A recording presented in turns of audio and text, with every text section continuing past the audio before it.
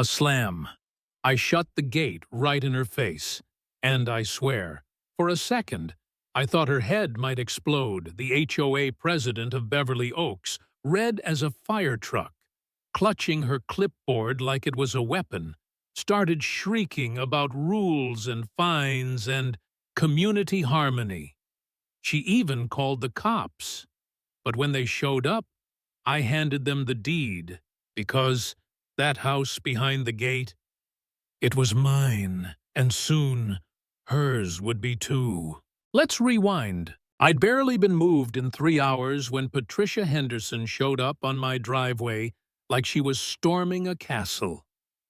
Blazer. Name badge the size of a frisbee. Fake smile. I was still unpacking boxes. She was already quoting bylaws like scripture. Section 3.2, she snapped. No commercial vehicles on residential streets between 8 a.m. and 6 p.m. I looked at my perfectly parked moving truck and then at my phone. 11:30 a.m. I'm literally moving in, I said, deadpan. She just smiled wider, eyes colder. No exceptions. That was the first time I realized this woman didn't just enforce rules. She needed them. They were her drug, her purpose. She wasn't protecting property values. She was propping up what was left of her pride. I tried to stay calm, told her I'd check with my lawyer. She laughed. You think you need a lawyer? I am the HOA. That's when Tom, my next-door neighbor, Vietnam vet, probably in his 70s, peeked over the fence and muttered, "Here we go again, another victim." The fines started the next morning.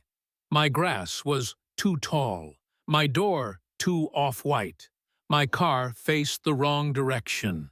She even cited me for not flying an American flag. It was cartoon-level petty, but I didn't flinch. I printed a massive banner. Grass height, 2.49 in, verified by laser. The neighbors loved it. Patricia, not so much. Then came Sarah, HOA secretary, always quiet, always watching. She met me at a coffee shop, slipped me a USB drive, whispered, "Do something." 3 years of dirt on Patricia. Embezzlement, fake fines, edited records. And I did. At the emergency meeting, Patricia called to warn the community about the new threat at 42 Oak Street. I showed up with a projector. Slide 1. Her using HOA money at a 5-star restaurant. Slide 2. Payments to her brother's fake landscaping company. Slide 3. Altered meeting minutes. She screamed, "Fake news!" The board looked like they'd been hit with a stun grenade. The sleepy board member in the corner? Wide awake, asking for explanations. By nightfall, I was a neighborhood legend. She was a joke. But Patricia wasn't done. At 10 p.m., she pounded on my front door, makeup smeared, hair wild. "You destroyed everything!" she shrieked. Then she tried to climb over my gate. So I hit the button. The gate closed with a beautiful slow-motion slam. Her face? Pure meltdown. "Assault! Battery! Attempted murder!" she screamed into the phone as she called 911. When the cops came and saw the security footage, they laughed. "Ma'am, closing your own gate isn't assault." But Patricia?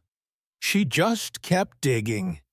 2 nights later, I woke up to rotting fish and eggs all over my driveway. Cameras caught her and 3 teens she bribed with $300 each. I posted the footage online. Within hours, the parents came knocking.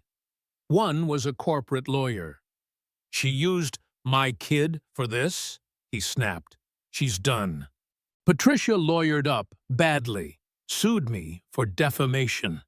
It took the judge 12 minutes to toss it out, fine her for harassment, and make her pay $7,500. Then fate stepped in. 3 days later, I saw it. Her house listed for foreclosure auction. Turns out, while she was busy waging war on me, she'd ignored months of bank notices, literally posted about throwing them away on Facebook. I bought it on $15 million, cash. On June 1st, I showed up at her front door in a tailored suit with official paperwork. She opened it in a stained robe, looking like a raccoon that lost a fight.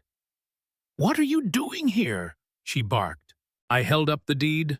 "I'm your new landlord." She collapsed to the floor, screamed about fraud, conspiracies, threatened to sue. I handed her the lease and said, "You owe $24,000 in back rent, due in 30 days, cash or certified check." She went pale, then quiet. The fight was gone.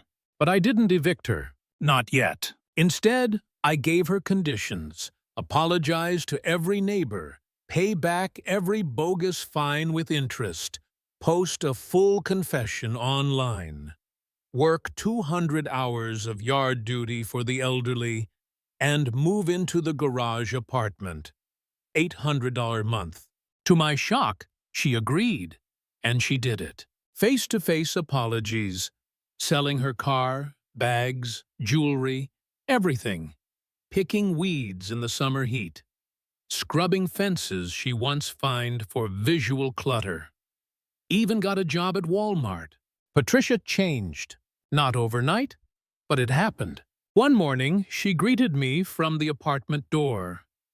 "Morning, Mr. Thompson." And for the first time, I believed she meant it. So, was I cruel, merciful, or just fair? You tell me. After justice or just revenge?